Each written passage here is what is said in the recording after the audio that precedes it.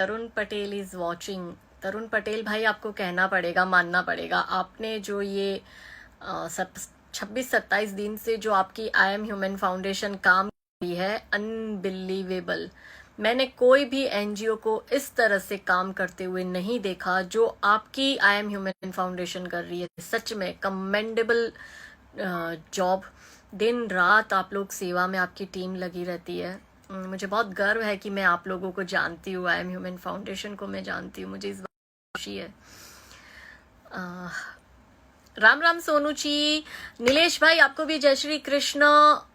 उदय भानु जी आपको भी नमस्ते। हाँ जी तरुण जी, मैं जान चुकी हूँ आप कौन है, कहाँ से बोल रहे हैं, मुझे पता है। आप जैसी महान हस्ती को इंट्रोडक्शन की जरूरत ही नहीं है तरुण भाई। शिवम जी आपको भी मेरा हाई फाई, आपने हाई फाई इमो भेजा है तो मेरा भी हाई फाई। नमस्कार आपको भी आशीष कौल जी, कैसे हो आप? एंड जय श्री राम आपको हितेश भाई। गैरी जी आपको भी जय श्री राम। प्रदीप भाई आपको जय श्री राम। आप लोग जुड़िए, हम 1 मिनट में स्टार्ट करते हैं। 1 मिनट का वक्त है तो हम 1 मिनट में स्टार्ट करते हैं। विकास जी, प्रदीप जी आपको भी जय श्री राम। आशीष भाई आपको भी जय श्री राम। हितेश भाई आपको जय श्री राम। ओके। CR चौधरी भाई देख रहे हैं, कैसे हो आप? और तमिलनाडु की हालत बड़े ही खराब दिख रहे हैं, ऐसे न्यूज आ रहे हैं। सो उम्मीद करती हूँ आप लोग सब सकुशल होंगे। हितेश भाई आपको जय श्री राम। रोशन पटेल आपको जय श्री राम। प्रीतेश शेट्टी को नमस्ते वाला इमो है तो हमारा भी नमस्ते। जगदीश सोनगरा का जय श्री कृष्ण, तो तमने पन जय श्री कृष्ण जगदीश भाई। नमस्ते प्रीतेश जी आपको भी। ओके तो मुझे लगता है हमें आज का टॉपिक शुरू कर देना चाहिए। एक्चुअली मैं आपको बताऊं कि जो भी देश में सिनेरियो चल रहा है, राइट, मेरा काम है कि हमारे लोगों को क्या है, भूलने की आदत है, हम लोग जल्दी सब चीजें भूल जाते हैं। तो मैं चाहती हूँ कि आप लोग भूले नहीं, इसलिए मैं बार बार आप लोगों को याद दिलाने आती हूँ। तो आपको याद होगा ये जो बॉलीवुड की जमात है और इनके जो सिलेक्टिव एजेंडा होते हैं, ये सिलेक्टिव एक्टिविस्ट है, जो कि ट्विटर एक्टिविस्ट भी कहे जाते हैं, जो कैंडल गैंग है, ये गैंग एक पर्टिकुलर मुद्दे पर तो हमेशा आ जाती है, धरना दे देती है, इंडिया गेट पे चली जाएगी, गेटवे ऑफ इंडिया पे चली जाएगी, जंतर मंतर पे चली जाएगी। पर ये जो बॉलीवुड का तबका है, इनकी असलियत लानी बहुत जरूरी है, क्योंकि हमारे बच्चे इनको ब्लाइंडली फॉलो करते हैं। तो आज का मेरा टॉपिक बॉलीवुड की हिपोक्रेसी उजागर करना है और आप सबके सामने लाना है। आमिर खान को सबसे पहले हम लेते, क्योंकि टॉपिक ही वही है। एक जमाना था तब मैं आमिर खान की फैन थी, मुझे उसकी एक्टिंग बड़ी पसंद आती थी। लेकिन फिर जब हमने देखा धीरे धीरे कि सत्यमेव जयते में उसकी हिपोक्रेसी दिखाई दी, मुझे कहीं ना कहीं लगने लगा कि ये बंदा अपना एक अलग ही एजेंडा चला रहा है। सत्यमेव जयते की बात कहने वाला, वो एजेंडा चलाने वाला आमिर खान हिंदुओं को तो हर बात पर रोकता टोकता दिखाई देता है, पर पहले अपनी कौम को तो तुम सुधार लो, अपनी कौम को तो संभाल लो। ये तो ऐसी बात हुई कि माँ अपने बेटे बिगाड़ रही है और पड़ोसी के बच्चे को नसीहत देती है कि तेरे बच्चे को सुधार, तेरे बच्चे में ये कल्चर नहीं है, तेरे बच्चे में वो कल्चर नहीं है, तेरे बच्चे में ये मैनर्स नहीं है, तेरा बच्चे को ये तमीज नहीं है। तो ये वाला आमिर खान वाला सीन ऐसा ही है कि ये हिंदुओं को तो बड़ी नसीहत देते हुए दिखाई देते हैं, पर इनकी ही कौम में ये जो जाहिल जमाती जो जाहिलपन कर रहे हैं हमारे देश में, हमें ये भी पता है कि कोरोना स्प्रेड करने में इनकी जमात का बहुत बड़ा हाथ है। भुगत भी इनकी जमात ही रही है, वो एक अलग बात है। आमिर खान की बीवी को अखलाक का जब लिंचिंग होता है तो उसको हिंदुस्तान में रहने से डर लगता है। पूरी गैंगअप होकर अवार्ड वापस करने आ जाती है। ये आमिर खान और इसकी बीवी को अब इंटॉलरेंस नहीं लगता है, अब डर नहीं लगता है, जबकि अब तो ज्यादा डरने की जरूरत है, क्योंकि इनकी जो जमात है एक से दूसरे में स्प्रेड करते करते हमारे देश का आंकड़ा 16,000 तक ले आई है इनकी जमात। तो क्या अब आमिर खान और उसकी बीवी को डर नहीं लगता? नंबर 1। नंबर 2, आमिर खान की हिपोक्रेसी के जिस बबीता फोगाट और फोगाट सिस्टर्स पर इसने अपनी दंगल मूवी बनाई और उससे करोड़ों रुपए कमाए, ये आमिर खान 3 दिन से बबीता फोगाट को सोशल मीडिया पर इनकी पूरी जमात इतना परेशान कर रही है, एक लड़की को जिसने देश के लिए गोल्ड मेडल, सिल्वर मेडल, पता नहीं कितने मेडल जीते हैं, देश का इतना नाम रोशन किया। उस बबीता फोगाट पर पिक्चर बनाकर आमिर खान 2100 करोड़ रुपए कमाता है हम हिंदुओं ने कमा के दिए। इन लोगों की तो औकात ही नहीं है पंचर छापों की कि इनको पैसे कमा के दे दे आमिर खान जैसों को, तो हम हिंदुओं ने कमा के दिए। और ये बबीता फोगाट पर एक शब्द आके नहीं बोलता है। इसकी हिपोक्रेसी देखो कि इसको लेके पिक्चर बनाता है और बबीता फोगाट के डिफेंस में बिल्कुल भी नहीं आता है। क्या अब इसकी आमिर खान की बीवी को डर नहीं लग रहा है कि देश में एक महिला खिलाड़ी के साथ, जिसने देश का इतना नाम बनाया बढ़ाया, उस महिला खिलाड़ी को इनकी पूरी जमात 3 दिन से सोशल मीडिया पर परेशान करके रखी हुई है। उसको धमकियां आ रही है, उसको फोन कॉल्स जा रहे हैं, उनको जान से मारने की धमकियां आ रही है। तो क्यों अब आमिर खान और उसकी बीवी को डर नहीं लगता? नंबर 3, शाहरुख खान। इसकी तो पिक्चरें चलती नहीं है, वैसे तो आमिर खान की भी नहीं चली दंगल के बाद कोई, but anyways Shahrukh Khan Dubai के लिए ऐड कर रहा है। दुबई वालों को कह रहा है रहता इंडिया में है, इंडिया का नागरिक है, इंडिया का खाता है, इंडिया का पीता है, इंडिया में रह के मल्टी मिलियनर बना है।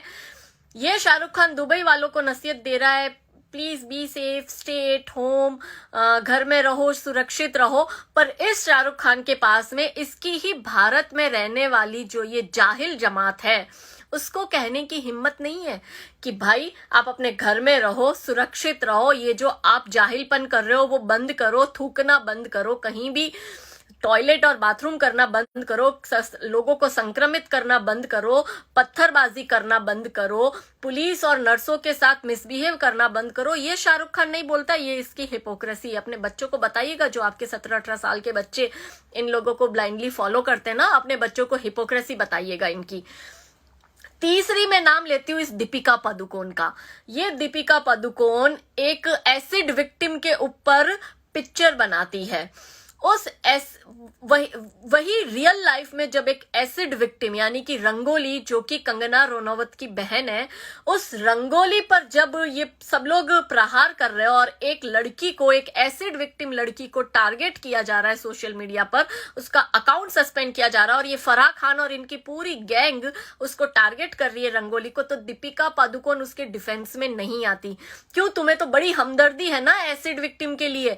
तो जो भी दीपिका पादुकोण के फैंस है या अपने घर में आपके जो बच्चे फैंस है, खैर मेरे बच्चों को मैं इन सब चीजों से बहुत दूर रखती हूँ, लेकिन अगर आपके बच्चे इन जैसे लोगों के फैन है तो उनको ये रियलिटी दिखाओ कि ये आपकी दोगली दीपिका पादुकोण की रियलिटी है। आप लोग जो वुमेन एम्पावरमेंट का झंडा लेके घूमते हो और एसिड विक्टिम के लिए कंसर्न दिखाते हो, वही रियल लाइफ में एक एसिड विक्टिम के साथ ये लोग पूरी चांडाल चौगड़ी एक होकर अटैक करती है और उसकी अभिव्यक्ति की आजादी छीनते हुए उसका अकाउंट सस्पेंड करती है। तब ये दोगली दीपिका पादुकोण कहाँ जाती है? ओ, जैसे लोगों तुम्हें खड़ा रहना पसंद है, रंगोली जैसे देशभक्त अगर आवाज उठाते हैं तो वहां दीपिका पादुकोण थोड़ी जाएगी। वो अलग बात है कि यहाँ पे रंगोली के लिए स्टैंड लेने में इसको कोई पैसे नहीं मिल रहे, वहीं अगर कोई और एसिड विक्टिम उठती और इसको पैसे मिलते तो ये जाके शायद खड़ी हो जाती। चौथा नाम मैं आपको ले रही हूँ फरहान अख्तर का। फरहान अख्तर 1500 पेड़ काट दिए जाते हैं मेट्रो के लिए और उस मेट्रो से हजारों गरीबों को और मुंबई के लाखों जो लोकल ट्रेन ट्रेवल्स है, उनको सहूलियत मिल रही थी। लेकिन उस 1500 पेड़ के लिए ये बंदा हर जगह घूम घूम के कंसर्न दिखाते हुए धरना प्रदर्शन करता है, बकवास करता है। ये Farhan Akhtar citizenship amendment act को लेकर अपनी ही कौम को भड़काता है। ये बंदा सिटीजन अमेंडमेंट एक्ट के लिए बांग्लादेशी और रोहिंग्याओं के हक की बात करने आता है। ये फरहान अख्तर आज जब इसकी कौम हमारे पुलिस पर पत्थर मार रही है, मेडिकल स्टाफ पर पत्थर मार रही है, फीमेल नर्सेज एंड डॉक्टर्स के सामने नंगे हो रहे हैं ये लोग बाथरूम बोतल में भरकर हॉस्पिटल की विंडो से बाहर फेंक रहे हैं, ये हॉस्पिटल के दरवाजे के बाहर टॉयलेट और बाथरूम कर रहे हैं, ये सब्जी और फल फ्रूट में थूक लगाकर लोगों को संक्रमित कर रहे हैं। ये खाने में और पानी में बाथरूम मिलाकर ये लोग लोगों को, हिंदू जो इनके कस्टमर्स हैं उनको पिरस रहे हैं। ये लोग अपनी कौम को नसीहत नहीं दे रहे। मौलाना साद 20 दिन से ऊपर हो गया छुपा हुआ बैठा है, वो भगौड़ा मौलाना साद, जिसको पता था कर्फ्यू है, सब कुछ बंद है, लेकिन इसने जमात को वहां इकट्ठा किया और बाहर से विदेशी बुलाए, बांग्लादेशी, रोहिंग्या, और खत्म होने के बाद उनका काम था वो डायरेक्ट एयरपोर्ट से अपने गंतव्य तक निकले, पर नहीं, वो भारत की लोकल ट्रेन, लोकल बसों में ट्रेवल कर कर हर जगह पूरे इंडिया में इन लोगों ने संक्रमण फैलाया। पर फरहान खान अपने मुंह में दही जमा कर बैठा था। इसका बाप जावेद अख्तर और ये शबाना आजमी, मुझे ब्लॉक करके रखा हुआ है शबाना आजमी ने, 1.5 साल से ऊपर हो गया है। लेकिन ये जावेद अख्तर और शबाना आजमी जैसे हिपोक्रेट लोग जब ये बोलते हैं कि हमारे बांग्लादेशी और रोहिंग्या को भारत की नागरिकता क्यों नहीं दे रहे हो, लेकिन आज इनकी जमात जब देश के ही, जो देश के है वो देश की ही पुलिस पर पत्थरबाजी कर रहे हैं, घायल कर रहे हैं, उनको मार रहे हैं, मॉब लिंच कर रहे हैं पुलिस का, इनके मर्द तो मर्द, इनकी औरतें भी पत्थर फेंक रही है, तब ये मुंह में दही जमाकर और मूंग भरकर बैठा हुआ जावेद अख्तर और इसकी ये हिपोक्रेट बीवी शबाना आजमी कहां गए? पूछिए इन लोगों से आप सवाल। ये महेश भट्ट, पूजा भट्ट और ये आलिया भट्ट की, इन लोगों की ये फैमिली की गैंग, और जिसमें ये सोनी राजदान, आलिया भट्ट की माँ, और महेश भट्ट की पता नहीं कौन से नंबर की बीवी, क्योंकि ये लोग इतनी रखते हैं कि इन्हें ही नहीं पता इनकी कितनी बीवियां होती है। इन लोगों ने, ये सोनी राजदान ने 26/11 अटैक पर, अभी 26/11 गई थी तब इसने अजमल कसाब के फेवर में ट्वीट किया था और ये आतंकवादी के लिए दया दिखा रही थी। ऐसे लोगों की मानसिकता कैसी होगी आप सोचिए। इन लोगों का जब तक आप लोग आर्थिक बहिष्कार नहीं करेंगे ना, लेट मी टेल यू, जब तक आप आर्थिक बहिष्कार नहीं करेंगे, इन लोगों की पिक्चरें देखना बंद करो, ये जिस चीज को एंडोर्स करते हैं, जो भी एडवर्टाइजमेंट में आते हैं, उसको खरीदना बंद करो, उसकी कंपनी को ट्वीट करो कि हम लोग बॉयकॉट करते हैं। अगर आप इन लोगों को एंडोर्स करेंगे तो हम वो चीजें नहीं खरीदेंगे। जब तक आप ये चीजें शुरू नहीं करेंगे ये नहीं होने वाला। मुझे इस वक्त 1700 लोग देख रहे हैं, मैं उनसे यही गुजारिश करूंगी कि प्लीज स्ट्रांग बन जाइए।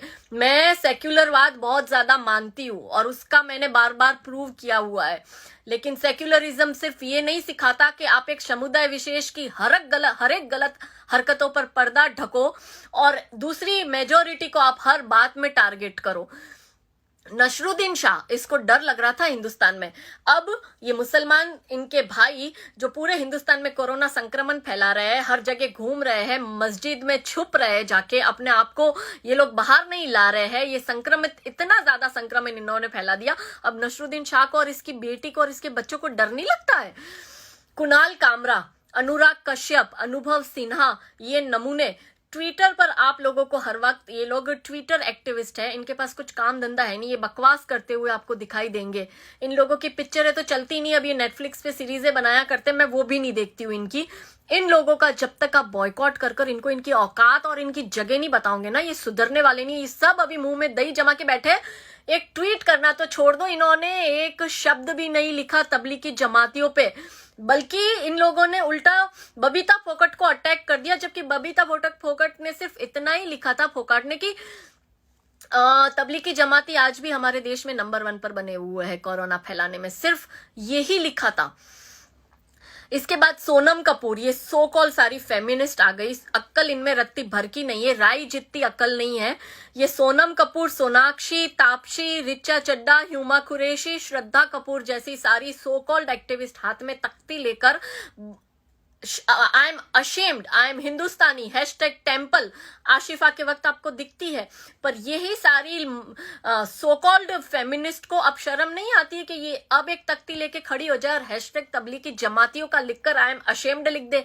नहीं करेगी, क्योंकि ये वही चीज करती है जिसका इनको पैसा मिलता है। पैसे के लिए इतनी हद तक गिर सकती है जिसका आप अनुमान नहीं लगा सकते, पर क्योंकि यहाँ पे इनके एजेंडे सेट नहीं हो रहे और सऊदी से अब इनको पैसा इस चीज के लिए नहीं आ रहा है, इसलिए ये लोग बकवास नहीं करेगी। ये बकवास तब करती है जब इनको एजेंडा हिंदुओं के अगेंस्ट चलाना होता है, लेकिन नजर के सामने जब सब मुसलमान ऐसी चीजें, ऐसी हरकतें कर रहे हैं, कॉपरेट नहीं कर रहे हैं एडमिनिस्ट्रेशन को, पत्थरबाजी कर रहे हैं पुलिस पर, नर्सों पर, डॉक्टर जिसको हम भगवान कहते हैं उन पे, तब ये एक चीज बोलती हुई नहीं दिखाई देती। और अगर हम इनको इनकी औकात और इनकी असलियत दिखाते हैं ना, इनके पुराने ट्वीट्स का स्क्रीनशॉट भेज के, तो ये सडनली आके सती सावित्री बनेगी, हिंदू मुस्लिम मत करो, हम सेक्युलर है। मतलब ये जब बोलती है तो वो सेक्युलर है, और हम जब जवाब देते तो हम कम्युनल हो जाते। इनकी हिपोक्रेसी पर मतलब सल्यूट करना है, इतनी हिपोक्रेट से आप इनकी पिक्चरें देखना बंद करिए।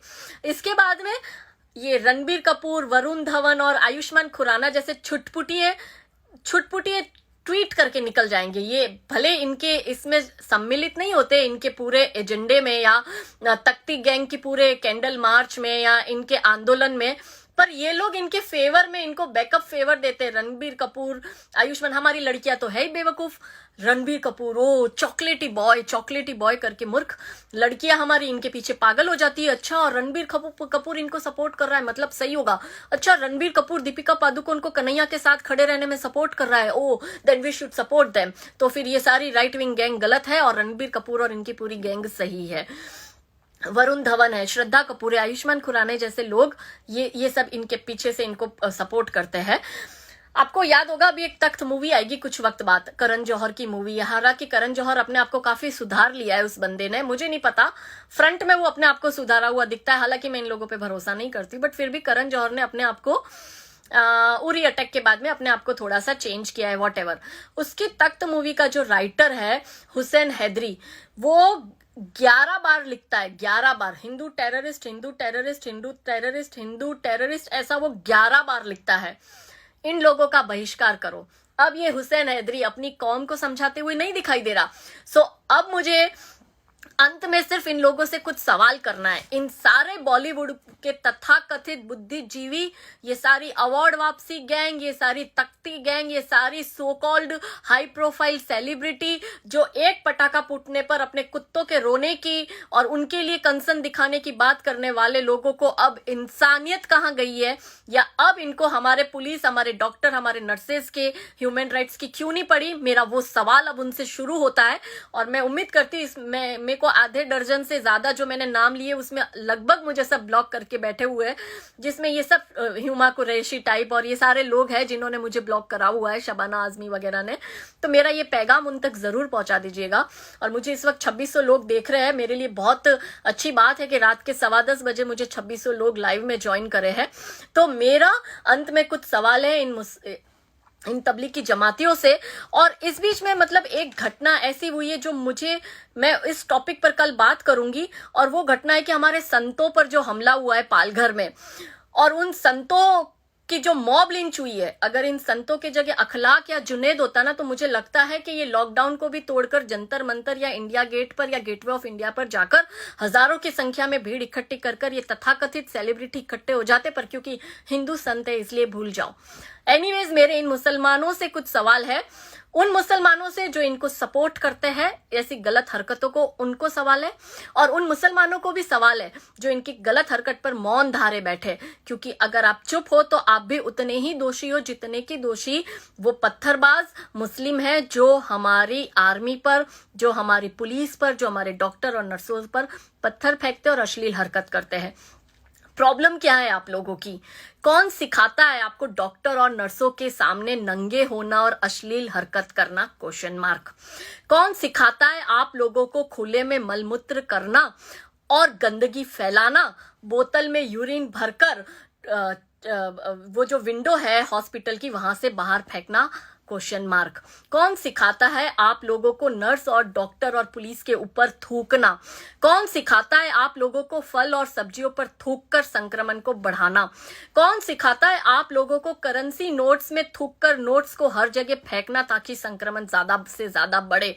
कौन सिखाता है आपको एम्बुलेंस पर, पुलिस पर, मेडिकल स्टाफ पर, डॉक्टर्स पर पत्थर फेंकना? कौन सिखाता है आप लोगों को क्वारंटीन में से भागकर जाना, या आप कोरोना पॉजिटिव आ जाते हो तो हॉस्पिटल में से भाग के जाना? जैसे आज मध्य प्रदेश में एक मुस्लिम लड़का हॉस्पिटल में से उसको वो पुलिस में था, उसको अरेस्ट किया था, उसने पत्थरबाजी करी थी और वो उसको पॉजिटिव था कोरोना और उसको हॉस्पिटल लेके गए, वहां से वो बंदा भाग गया। तो कौन सिखाता है आपको ऐसी हरकतें? कौन सिखाता है आपको संक्रमण करके मस्जिदों में छुपना और वहां से और संक्रमण फैलाना? कौन सिखाता है आप लोगों को कोरोना स्प्रेड करना? कौन सिखाता है आप लोगों को एंटी नेशनल बनना? कौन सिखाता है आपको पाकिस्तान से यारी और देश से गद्दारी करना? कौन सिखाता है आपको आपके ही हिंदू भाइयों पर अत्याचार करना, संक्रमण फैलाना, उन पर थूकना, उनको गालियां देना, उन लोगों के लिए गंदी बातें बोलना? कौन सिखाता है ये सब? वो मस्जिद में बैठा मौलवी, जहां पर आप मस्जिद में नमाज पढ़ने जाते हो और वहां से ये सब चीजें सीख के आते हो, अल्लाह का नाम लेते हो और ऐसी हरकतें करते हो। शर्म कर लो थोड़ी। अगर अभी भी शर्म नहीं आती है ना, तो फिर आप लोगों को, अगर हम फिर कुछ कहेंगे ना तो विक्टिम प्ले तो आप करने आ जाओगे, पर मुझे बोलने में कोई झिझक नहीं है कि आप लोगों को इस देश में रहने का कोई हक नहीं है। भूल जाओ बांग्लादेशी और रोहिंग्या की नागरिकता।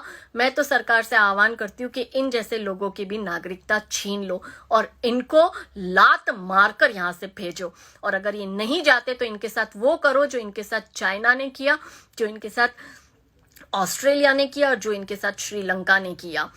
मैं यही बात आप लोगों को पहुंचाने आई थी। भारत माता की जय, वंदे मातरम।